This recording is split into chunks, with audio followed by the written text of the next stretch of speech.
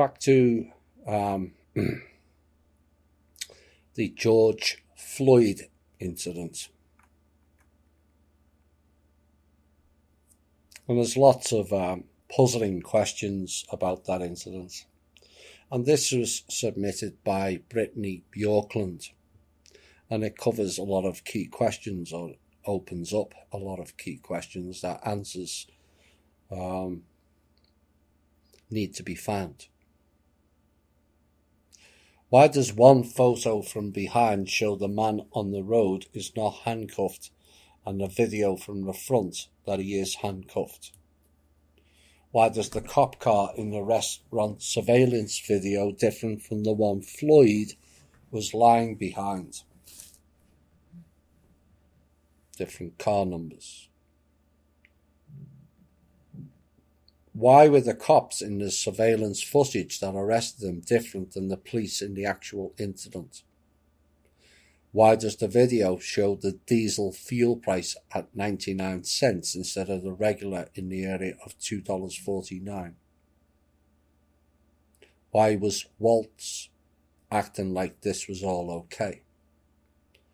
Why does Derek have a completely different police badge on top of a second police badge matching his partner's if they work for the same precinct? Why is it not odd that both officers Tao Thao and Derek Chauvin have both previously been investigated for excessive use of force and not charged by the State Attorney General Amy Klobuchar? Additionally, Officer Derek Chauvin is married to his partner's sister, Kelly. All in the family, you see.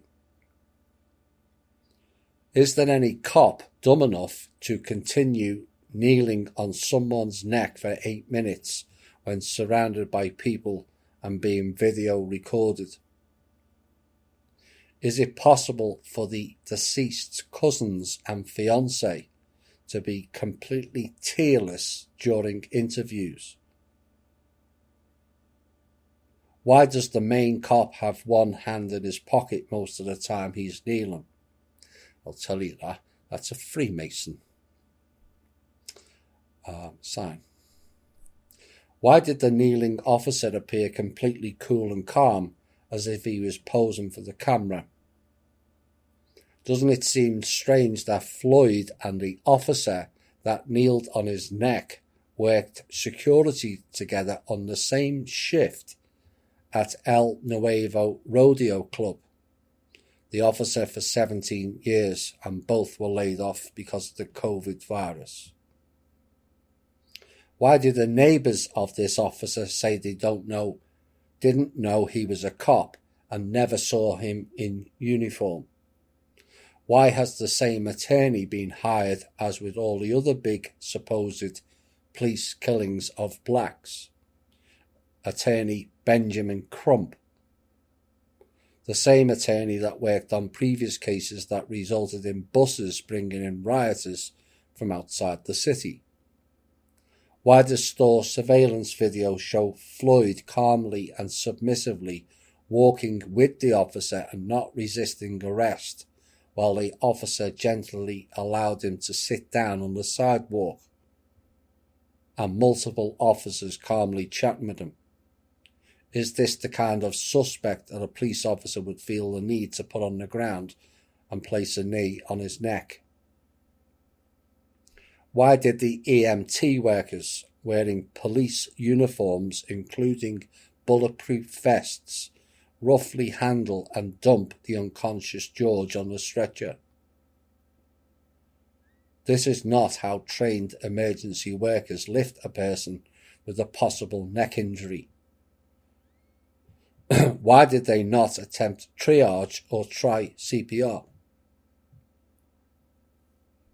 Can someone really not breathe when someone kneels on his neck? And is the victim really able to speak for considerable periods of time if he can't breathe? Post-killing.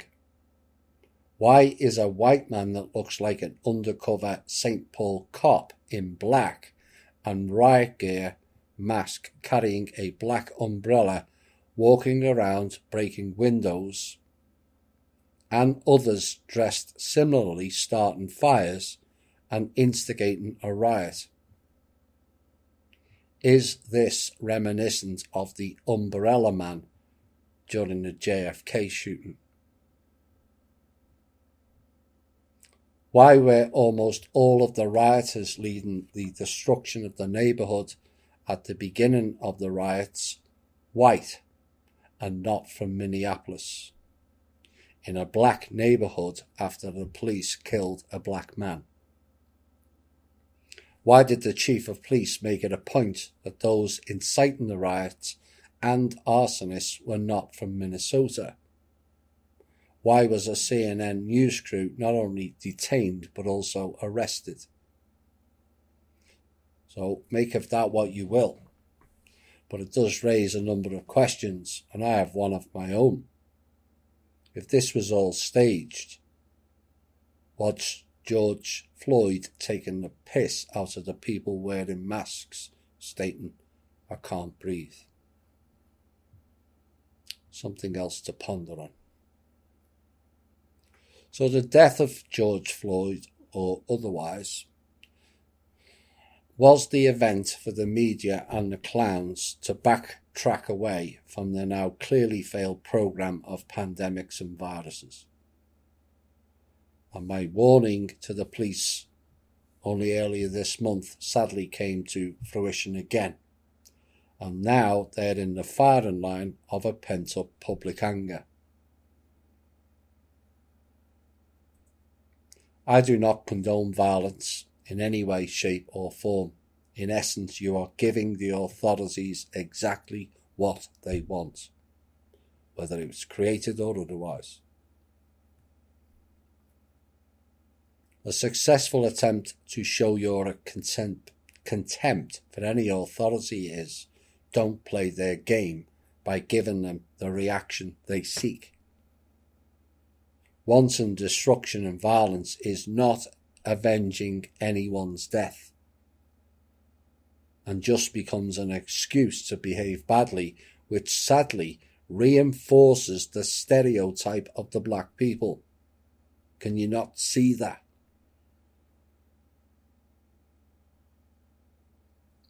You have to learn to think smarter than that. You're playing into their hands.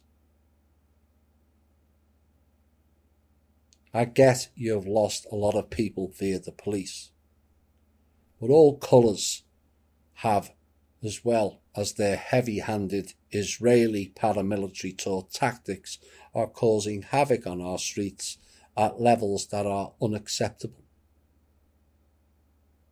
It's just not. And I'm no advocate for the police either. I was beaten to a pulp at 17, left with a broken nose, jaw and eye socket, so I'm well aware of their propensity of violence in situations that never warranted any. But fighting fire with fire means we all get burnt.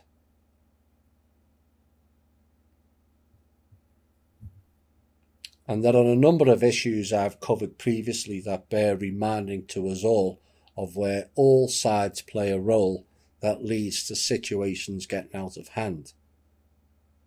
The police seem to think having a badge allows them to act in a manner of violent confrontation with zero accountability. And their role was to protect the public, not beat it, shoot it, or worse, kill people. They and the public have almost forgotten the police role is or was to protect the public. Now it is to protect the system of corruption, protect each other no matter what crimes an officer does under the Freemasonic Brotherhood Protection Oath. And therein lies the problem with the cops. And that has to stop before more lives are lost for a failed program.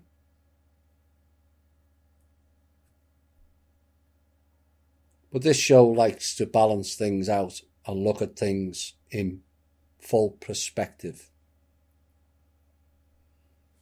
All people being shot by cops in the majority of cases were by and large preventable, given the tools they have at their disposal, and ultimately it becomes a matter of choice and a lack of personal responsibility by the police. So I pulled up random figures for cops killing civilians, and it covered the last 4 years, and the analysis is marked. So with the media-based rise is that it's only happening to the blacks, which is engineered by paid agents within the black community to cause dissent and divide and conquer, all implemented by the Soros Foundation and others, called Black Lives Matter. Black lives do matter, but not with deliberate agent provocateur groups called Black Lives Matter, because that is what they are. They're part of the establishment. And that is purely designed to get black people angry and cause discord amongst the populace. So in 2017, the highest group killed by cops was not black, but white, 457. In fact, the totals for black, Hispanic and other combined was less than the white total at 446. In 2018, the highest killed by cops was white again, with 399, and again the combined total for black, Hispanic and others was less, with 393. In 2019, the highest killed by cops was white again, with 370, but was not higher than the other three categories combined for that year of 432. In 2020 to date, the highest group killed by cops is white again, 42. But the other three combined is slightly higher than the white deaths at 47. So what does this prove? Well, clearly it does not show a pattern that cops only kill one colour, because the figures do not support it. Does this mean improve white lives matter, given the statistics? No. It means all lives matter. And that is what the people are missing. Other gun-related violence we covered last year, and the highest statistic was black-on-black violence. At some point, the black community have to take some responsibility and change the stereotype rhetoric themselves. Even a virtual reality test that was done by all cops of all colours proved that cops would shoot a black person sooner than other races. But you have to ask is, why do all colours, including their own colour, because they shot even sooner than the white guy on those tests, have a larger fear element towards black people?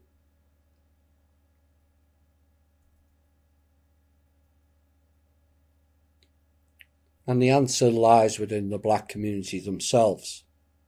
Clean up your own areas, stop the violence, prevent gun deaths in their own communities, pool together and create jobs within the communities so young blacks have an alternative other than a life of crime, which many get forced into. Clean up the ghettos. It doesn't matter how poor you are, there is no excuse for not keeping your own communities clean. None. And the very fact all the media is highlighting it tells you straight off the bat it is an agenda driven and not for our purpose. And that should make people stop and think.